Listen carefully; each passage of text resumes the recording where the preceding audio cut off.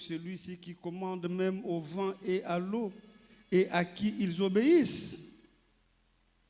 Ils abordèrent dans le pays des Génésariens ou de Gadara, qui est vis-à-vis de la Galilée. Lorsque Jésus fut descendu à terre, il vint au-devant de lui un homme de la ville qui était possédé de plusieurs démons. Depuis longtemps, il ne portait point de vêtements et avait sa demeure non dans une maison, mais dans le sépulcre ou le cimetière. Ayant vu Jésus, il poussa un cri, se jeta à ses pieds et dit d'une voix forte, « Qu'y a-t-il entre moi et toi, Jésus, fils de Dieu très haut? Je t'en supplie, ne me tourmente pas, car Jésus commandait à l'esprit impur de sortir de cet homme dont il s'était emparé depuis longtemps. On le gardait lié des chaînes et les fers aux pieds, mais il les rompit. Il rompait les chaînes, les liens, et il était entraîné par les démons dans le désert. Jésus lui demanda, « Quel est ton nom ?» « Légion, répondit-il, car plusieurs démons étaient entrés en lui. Ils prièrent instamment Jésus de ne pas leur ordonner d'aller dans l'abîme. Il y avait là, dans la montagne, un grand troupeau de pourceaux qui paissaient. Et les démons supplièrent Jésus de leur permettre d'entrer dans ces pourceaux, et il les leur permit. Les démons sortirent de cet homme, entrèrent dans le pourceau, et le troupeau se précipita de la pente escarpée du lac et se noya. Ceux qui les faisaient paître, voyant ce qui était arrivé, s'enfuirent et répandirent la nouvelle dans la ville et dans la campagne. Les gens allèrent voir ce qui était arrivé. Ils vinrent auprès de Jésus et ils trouvèrent l'homme de qui étaient sortis les démons assis à ses pieds, vêtus et dans son bon sens. Ils furent saisis de frayeur. Ceux qui avaient vu ce qui s'était passé leur racontèrent comment les démoniaques avaient été guéris. Tous les habitants du pays de Génézareth prièrent Jésus de s'éloigner d'eux, car ils étaient saisis d'une grande crainte. Jésus monta dans la barque et s'en retourna. L'homme de qui étaient sortis les démons lui demandait la permission de rester avec lui, mais Jésus les renvoya en disant, « Retourne dans ta maison et raconte tout ce que Dieu t'a fait. » Il s'en alla et publia par toute la ville tout ce que Jésus avait fait pour lui. Amen. Amen. Est-ce que vous êtes là? Amen. Ok, c'est un matin très riche avec la parole de Dieu. Nous venons de lire une péricope, un texte là très très important. Et dans ce texte, nous voyons Jésus qui veut effectuer un voyage. Jésus est dans un coin donné, il veut faire un voyage quelque part. Alors je voudrais vous ramener dans les contextes historiques et géographiques avant d'exploiter les textes.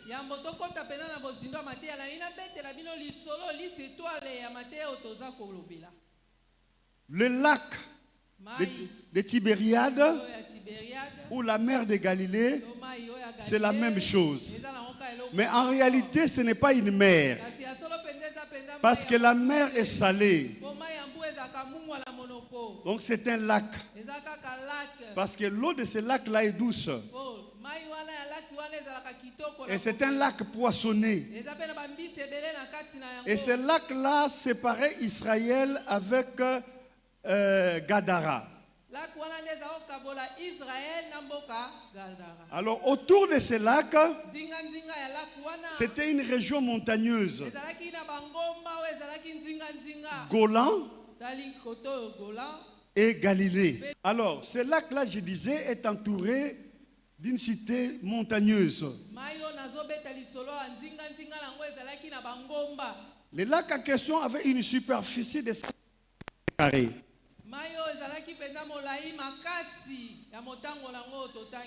Alors, le fait qu'il soit entouré de montagnes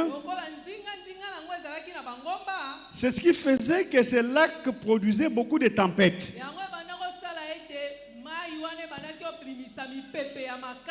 Donc les reliefs ou la situation géographique de ce lac-là faisait qu'il y ait beaucoup de tempêtes.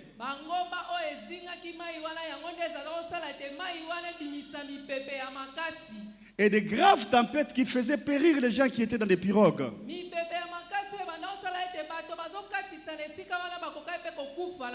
Alors Jésus dit à ses apôtres, traversons les lacs. Allons dans les pays d'en face. Les pays de Gadara. Traversons les lacs.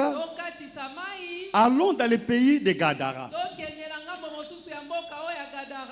Les pays de Gadara. Gadara veut dire quoi? Gadara veut dire fortifié.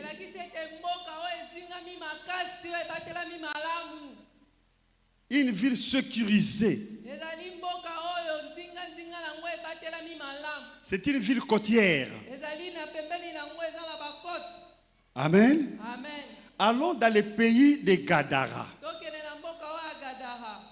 Mais quoi y faire? Jésus n'a pas dit pourquoi on doit voyager à Gadara. Alors ils vont traverser 160 kilomètres.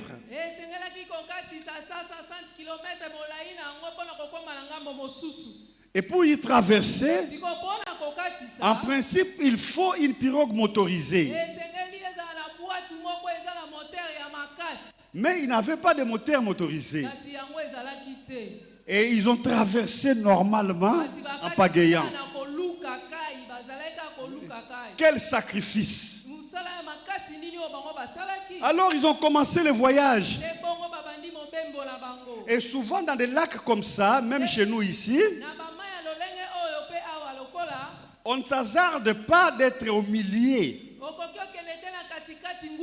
Même nos pêcheurs, ils font souvent la pêche au bord du lac, tout au long du lac.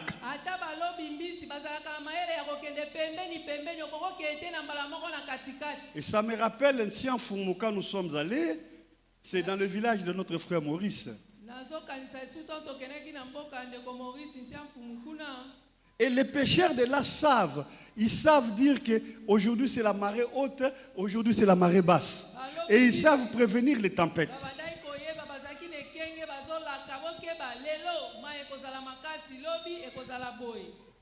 Alors Jésus dit, allons. Or Jésus est Dieu, il a l'omniscience avec lui, mais il devrait savoir qu'il y a un danger devant. Il n'a rien dit. Il a dit aux apôtres, allons. Allons de l'autre côté. Pas à côté, mais traversons. Donc ils ont affaire à 160 km. Et ils ont commencé la navigation. Et au milieu du lac, il y a une tempête. Et quand il y a une tempête, Jésus dormait. Jésus s'est reposé parce qu'il venait de travailler. Mais même s'il devrait dormir, nous réfléchissons sur les textes. Nous faisons parler les textes. Amen. Même s'il devrait dormir, mais l'eau y entrait. Amen. Il devrait être mouillé, n'est-ce pas? Mais malgré qu'il était mouillé, Jésus était toujours endormi. C'est qu'en d'autres termes, Jésus avait un message à transmettre. Alors les apôtres, quoi qu'ils étaient pécheurs, ces jours-là, ils n'ont pas pu. En passant, je voudrais vous dire, on ne maîtrise pas la nature. Vous savez, même les catastrophes naturelles aujourd'hui, personne, malgré l'évolution de la science,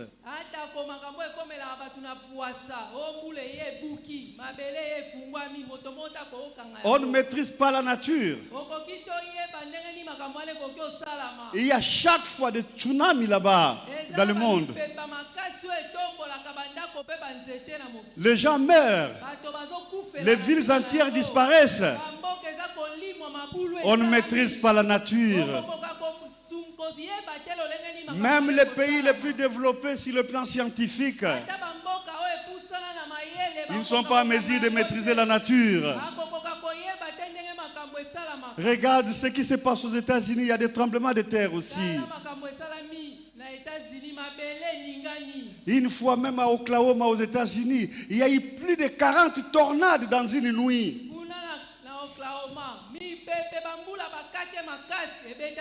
Il y a eu des dégâts impossibles. On ne maîtrise pas la nature. Il n'y a que Dieu qui peut maîtriser la nature. Parce qu'il a né le terre. Alléluia. Et Jésus savait que la nature était défavorisante ce jour-là. Mais il a dit aux disciples de naviguer. Et arrivé au milieu, la nature s'est révoltée. Il y a eu tempête. L'eau pénétrait dans la pirogue. Jésus dormait. Les apôtres, malgré leur expérience de la pêche, se sont mis à crier. Même Pierre qui pêchait même la nuit. Ces jours-là, ils ne pouvaient pas maîtriser la nature. Ils se sont mis à crier. Ils ont crié. Et il n'y avait pas d'effet. C'est alors qu'ils vont réveiller Jésus. Et quand ils l'ont réveillé, Jésus se tient debout. Il parle à la mer. Il parle au lac. Dit tais-toi. Calme-toi. Et le lac a obéi. Le lac qui n'a pas des oreilles. Le lac qui n'a pas des oreilles. Le lac a obéi. Et il y a eu un calme. Et après, Jésus se retourne vers les disciples. Il les a reprimandés. Pourquoi vous n'avez pas la foi? Arrêtons-nous d'abord là-bas. Amen. Quand Jésus a reprimandé le lac, il a grondé le lac. Jésus a montré sa divinité. Amen. C'est Colossiens chapitre 1, verset 16 à 17. Tout a été créé par lui et pour lui. Donc même le lac là lui appartient. Il a la notice de ce lac. Amen. Et cette tempête, laissez-moi vous dire, c'était une nouvelle chose pour les apôtres. Mais est-ce que Jésus n'était pas informé? Jésus est informé de cette tempête avant même que les apôtres ne soient nés. Parce que c'était écrit. Jésus l'a fait écrire par les psalmistes dans la Bible. Si nous allons dans le psaume 107, versets 25 à 30, là la Bible avait déjà prédit cette tempête.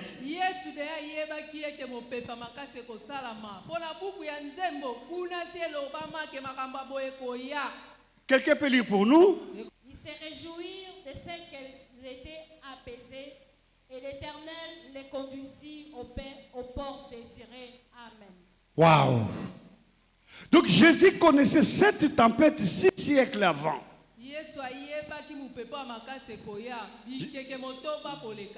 Je voudrais dire à quelqu'un ce matin, Jésus connaît la tempête de ta vie. Pour toi, c'est une nouvelle chose. Pour toi, le problème que tu traverses est nouveau. La difficulté dans laquelle tu te retrouves aujourd'hui, elle est nouvelle. Mais laisse-moi te dire une chose. Elle est nouvelle pour toi. Mais Jésus connaît ça avant que tu ne sois né. Amen. Et il avait déjà prévu une solution. Alors qu'est-ce qui s'est passé? Quand Jésus a grondé la mer s'est calmée conformément à la prophétie.